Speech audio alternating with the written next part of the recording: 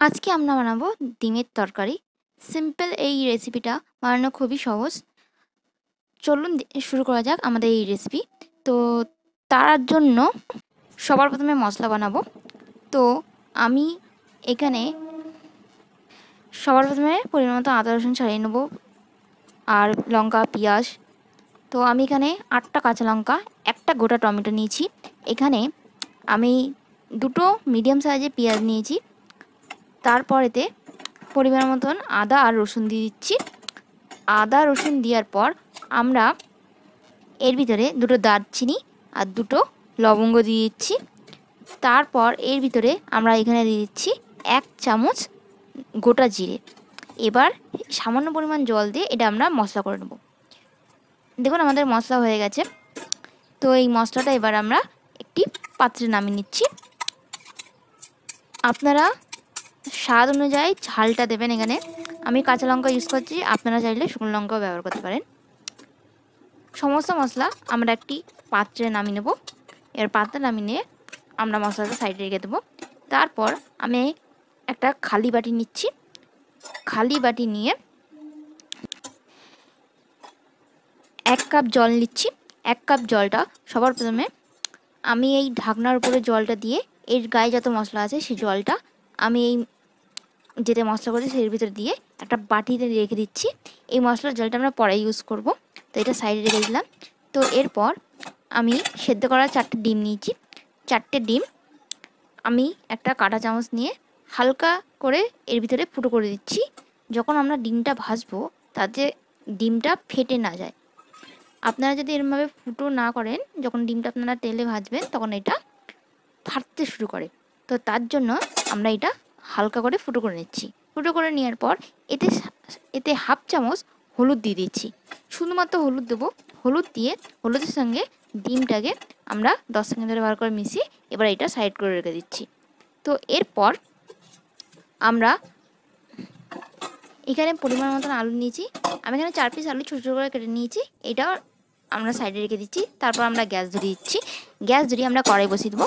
কড়াই বসিয়ে আমরা 1 মিনিট অবধি কড়াইটা গরম করব।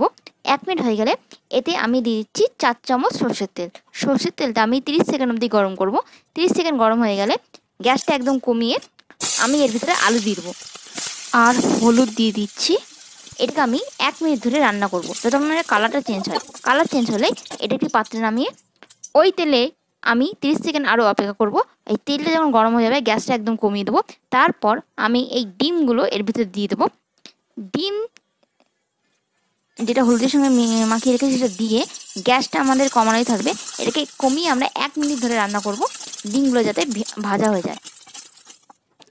1 মিনিট রান্না করার পর আমরা এর ভিতরে 4 চামচ তেল দিয়ে দিচ্ছি। আরও 4 চামচ তেল দিয়ে তেলটা আমরা 1 মিনিট অবধি গরম করব। 1 মিনিট হয়ে গেলে আমরা এতে একটা কাঁচা লঙ্কা আর একটা তেজপাতা দিয়ে দিচ্ছি। আর তার সঙ্গে আমরা দিয়ে দিচ্ছি 1/2 চামচ 5 ফোড়ন।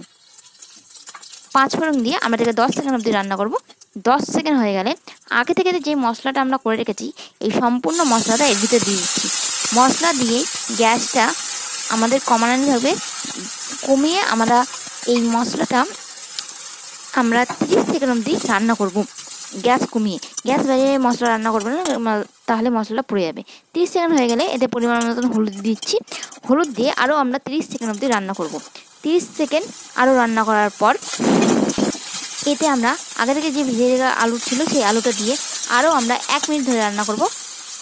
যখন আমাদের মশলার জল একদম পুরোপুরি শুকিয়ে যাবে তখন এর ভিতরে 1/2 চামচ গোলমরিচ গুঁড়ো আর 1/2 চামচ ধনে গুঁড়ো দিয়ে দেবো আর 1 চামচ কাশ্মীরি শুকনো গুঁড়ো লঙ্কা দিয়ে এটাকে আরও ভালো করে মিশিয়ে নেবো 30 সেকেন্ড ধরে। 30 সেকেন্ড মিশিয়ে নেওয়ার পর যে বাটির জলটা তুলে রেখেছি সেই বাটির জলটা আমরা এর ভিতরে দিয়ে দিচ্ছি। জল দিয়ে জলটা যখন শুকিয়ে যাচ্ছে তখন আমাদের রান্না করতে হবে। শুকিয়ে গেলেই এতে আমরা আলু সিদ্ধ করানোর জন্য জল আর পরিমাণ মতো নুন দিয়ে এটা ঢাকা দিয়ে 7 মিনিট রান্না করব মিডিয়াম গ্যাসে, যতক্ষণ না আমাদের আলু সিদ্ধ হয়। আমাদের আলু যখন সিদ্ধ হয়ে যাবে আমরা তখন এর ভিতরে ভেজে রাখা ডিম দিয়ে দেবো। ভেজে রাখা ডিম দেওয়ার পর এতে 1/2 চামচ জিরে বাটা দিয়ে দেবো। জিরে বাটা দিয়ে শুকনো জিরে বাটা দিয়ে এটাকে আমরা 30 সেকেন্ড অবধি রান্না করব। 30 সেকেন্ড যখন রান্না হয়ে যাবে তখন গ্যাসটা বন্ধ করে আমরা এটা একটি পাত্রে নামিয়ে দেবো। এটা খুবই সহজ সরল রেসিপি। এইটা আপনারা ভাত এবং রুটির সঙ্গে খেতে পারেন। প্লিজ আমাদের একটা কমেন্ট করে জানাবেন আমাদের এই ভিডিওটা কেমন হয়েছে। আপনাদের কমেন্ট আমাদের সমর্থন জানায়।